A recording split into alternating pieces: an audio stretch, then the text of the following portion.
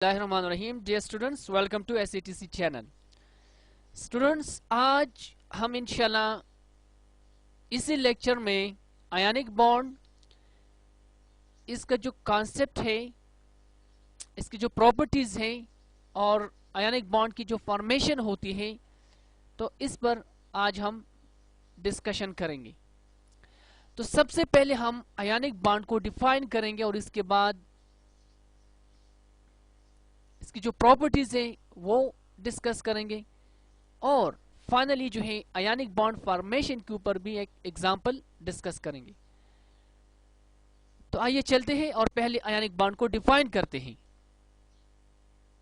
Ji, ionic bond, the bond which is formed by the complete transfer of electron from one atom to another atom is called ionic bond or electrocovalent bond। बेटा हमने इस तरह define किया कि हर वो bond जिसमें electron की transfer हो जाए from one atom to another, तो ऐसे बॉन्ड को हम कहते हैं आयनिक बॉन्ड।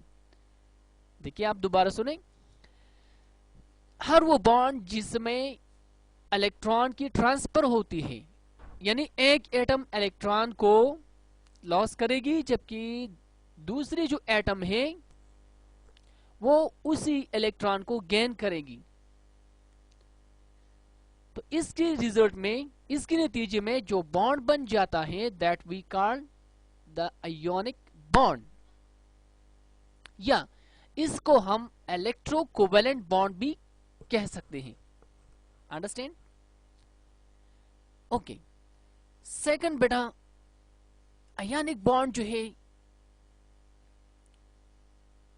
ये कैसे होता है? तो इसके लिए हम, या इसकी प्रॉपर्टीज क्या हैं, तो चलो आइए देखते हैं कि आयनिक बॉन्ड कैसे बनता है और इसमें क्या होता है। यहां पे हमने इस तरह लिखा है कुछ प्रॉपर्टीज, आप इसको समझे कि आयनिक बॉन्ड जो है हमेशा मेटल और नॉन मेटल के बीच बनता है। So ionic bond always form between the metal and non metal, और ऐसे में मेटल जो है हमेशा इलेक्ट्रॉन को लॉस करते हैं जबकि नॉन मेटल जो है वो इलेक्ट्रॉन को गेन करते हैं। अंडरस्टैंड? यू हम कह सकते हैं कि आयनिक बॉन्ड मोस्टली या always form between the atoms and the metals and the non-metals. Second point, you should keep in mind that in ionic bond the atom loses electron, get positive charge, and the atom gain electron, get negative charge। हर वो atom जो electron को loss करता है तो उस पर positive charge आता है, जबकि हर वो एटम जो इलेक्ट्रॉन को गेन करता है तो उस पर पॉजिटिव चार्ज आता है। ठीक है, तो ऐसे में क्या होता है, पॉजिटिव चार्ज और नेगेटिव चार्ज के बिटवीन, के दरमियान एक अट्रैक्टिव फोर्स बन जाता है। ऑलरेडी हम जानते हैं कि अपोजिट चार्जेस जो है ये एक दूसरे को अट्रैक्ट करते हैं, तो यहां भी क्या होता है, जो एटम पॉजिटिव और दूसरा एटम नेगेटिव चार्ज लेता है तो ऐसे में उनके बीच एक फोर्स बन जाता है। तो ये पॉइंट हम यूं भी लिख सकते हैं कि due to the opposite charges electrostatic force of attraction is set up between the atoms, और यही फोर्स जो है दोनों एटम्स को होल्ड्स टुगेदर, एक साथ रखता है। तो हम कह सकते हैं कि ये क्या है, आयनिक बॉन्ड है। Second, an atom having low ionization energy will loss electron and form cation.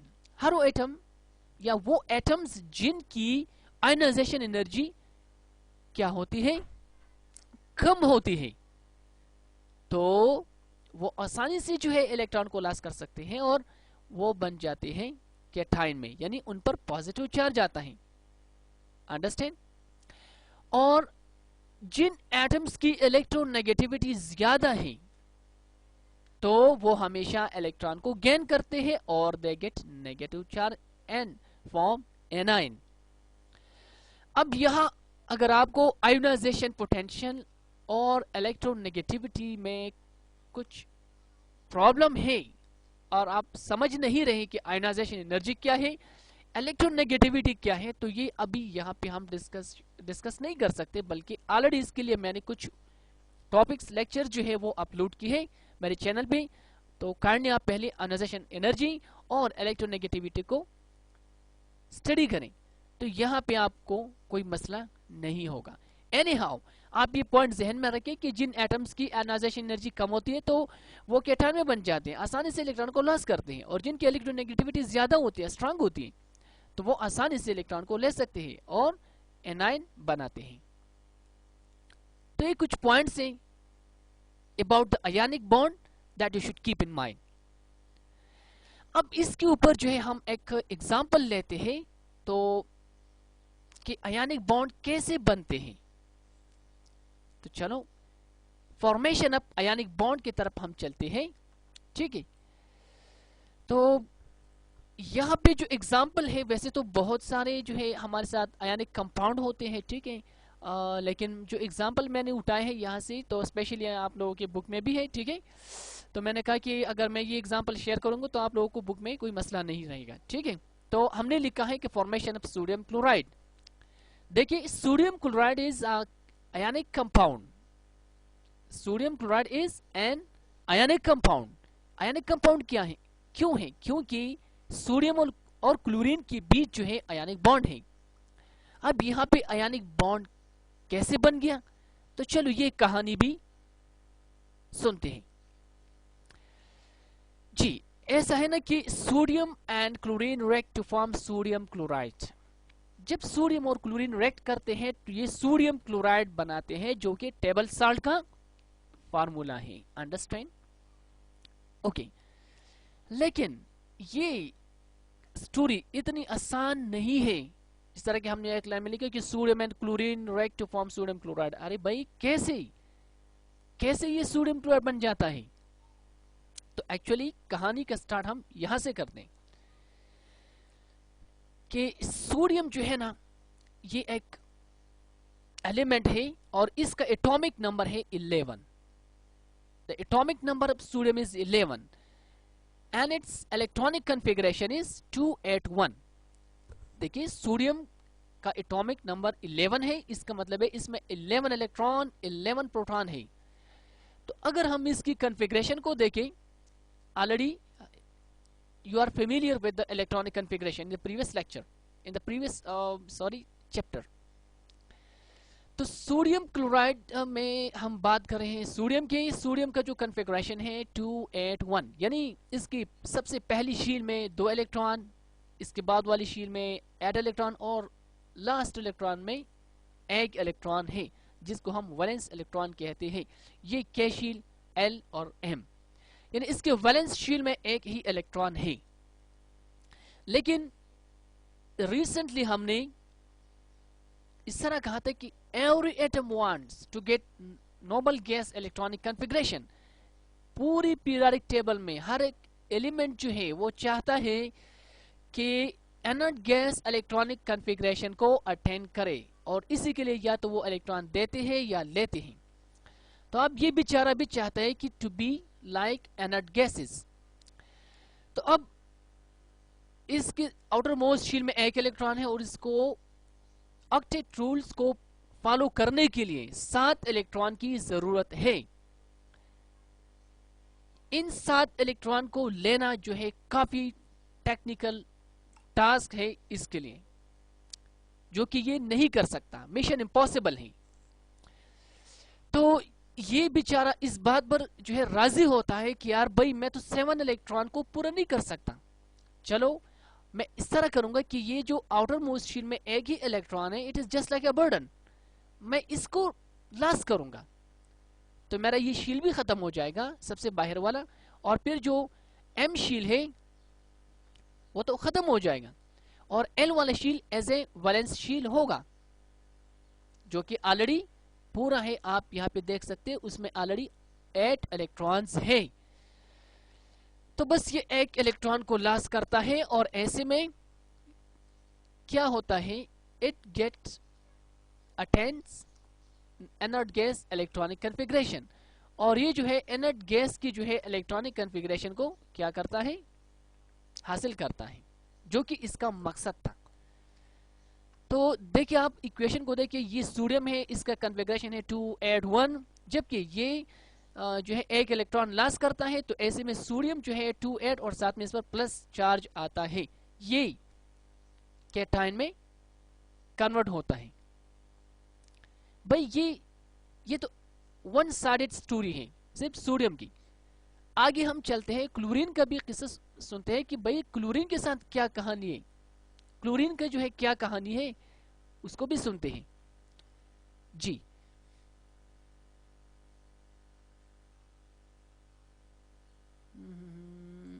Okay, तो अब भाई क्लोरीन साहब के साथ जो है 17 इलेक्ट्रॉन है, क्योंकि इसका एटॉमिक नंबर है 17 और इसका कन्फिग्रेशन है 287, यानी इसकी आउटर मोस्ट शील में, वैलेंस शील में 7 इलेक्ट्रॉन है और इसको सिर्फ एक ही इलेक्ट्रॉन की जरूरत है। तो क्या होता है, जब ये सोडियम को देखता है वो ऑलरेडी इलेक्ट्रॉन देने को तैयार है, तो ये क्लोरीन उसी सोडियम से एक इलेक्ट्रॉन को लेता है और ऐसे में ये इनर्ट गैस इलेक्ट्रॉनिक कन्फिग्रेशन को अटेंड करता है।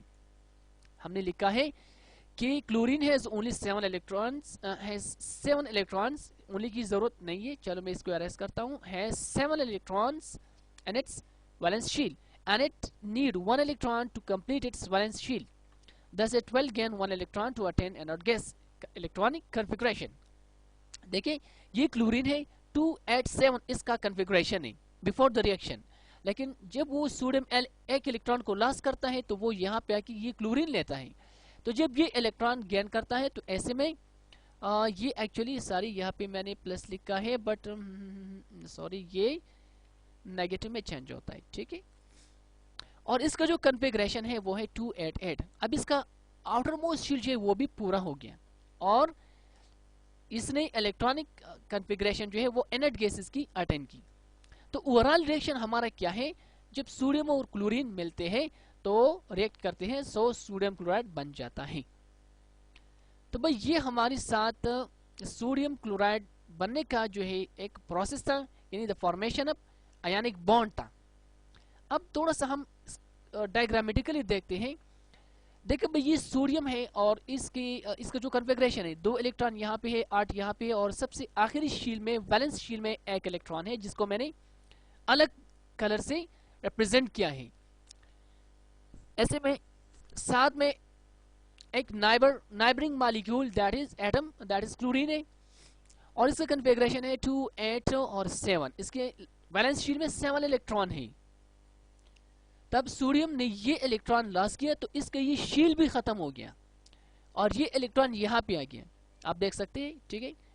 अब क्लोरीन के पास हो गई टोटल जो है 18 इलेक्ट्रॉन, एक इलेक्ट्रॉन ज्यादा रह गया, इसलिए इस पर चार्ज नेगेटिव आया और इसका शील भी खत्म हो गया, ठीक है, और साथ में इलेक्ट्रॉन भी चला गया। तो इसमें एक प्रोटॉन ज्यादा है अभी as compare to the electron, इसीलिए इस पर पॉजिटिव चार्ज और क्लोरीन पर नेगेटिव चार्ज। और ऐसे में जो है अगर आप देखिए अब इसका वैलेंस शील्ड ये वाला हम कंसीडर करते हैं जो कि ऑलरेडी क्या है, कंप्लीट है अकॉर्डिंग टू ऑक्टेट रूल्स। तो मतलब अभी इसने भी इनर्ट गैस कन्फिग्रेशन जो है इलेक्ट्रॉनिक कन्फिग्रेशन अटेंड की है और साथ में क्लोरीन ने भी। अब यहाँ पे पॉजिटिव चार्ज, यहाँ पे नेगेटिव, तो पॉजिटिव नेगेटिव एक दूसरे को अट्रैक्ट करते हैं तो उनके बीच एक अट्रैक्टिव फोर्स बन जाती है, that we call the ionic bond. So beta, this is the ionic bond formation, ionic bond and its properties. Any question about this topic, so you can ask, and till next lecture, take care, Allah Hafiz.